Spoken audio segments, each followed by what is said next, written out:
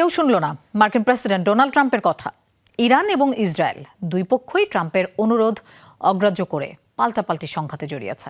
এই নিয়ে উত্তেজনাপূর্ণ অবস্থায় গড়িয়েছে ওয়াশিংটন তেল আবিব সম্পর্ক। এতে তেহরানের সাথে ট্রাম্প প্রশাসনের শান্তি চুক্তির অগ্রগতি আরও জটিল হয়ে পড়েছে এমনটা মত বিশ্লেষকদের। শঙ্কা, এই হামলার ফলে দীর্ঘমেয়াদী প্রভাব পড়তে পারে মধ্যপ্রাচ্যের সমীকরণে। সিলন টি রপ্তানিতে শীর্ষে। মাসখানেক ধরেই চলছিল ওয়াশিংটন তেহরান শান্তি আলোচনা। যুক্তরাষ্ট্র কিছুটা নমনীয় হলেও বরাবরই নিজেদের অবস্থানে দৃঢ় ছিল ইরান। রোববার যখন ইসরায়েলে হামলা চালায় আইআরজিসি, তখনও তেল আবিবকে লাগাম টানতে বলেছিলেন মার্কিন প্রেসিডেন্ট ডোনাল্ড ট্রাম্প। কিন্তু সেই আহ্বান উপেক্ষা করেই শুরু হয় পাল্টা হামলা।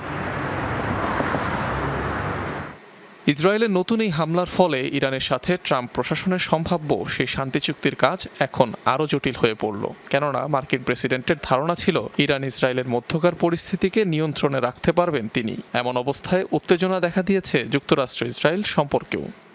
ইরানের হামলার জবাবে প্রতিশোধমূলক পদক্ষেপ না নিতে মার্কিন প্রেসিডেন্টের আহ্বান উপেক্ষা করায় যুক্তরাষ্ট্র ও ইসরায়েলের সম্পর্ক বর্তমানে উত্তেজনাপূর্ণ অবস্থায় রয়েছে। সাম্প্রতিক ঘটনাগুলোর দীর্ঘমেয়াদী প্রভাব দুই দেশের সম্পর্কের উপর পড়তে পারে।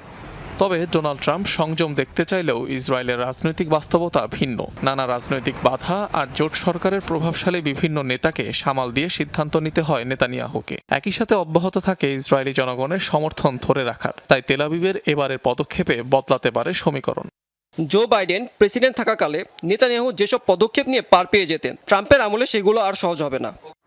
যদিও ইসরায়েলের দাবি যুক্তরাষ্ট্রের সাথে সমন্বয় করেই হামলা চালানো হয়েছে ইরানে।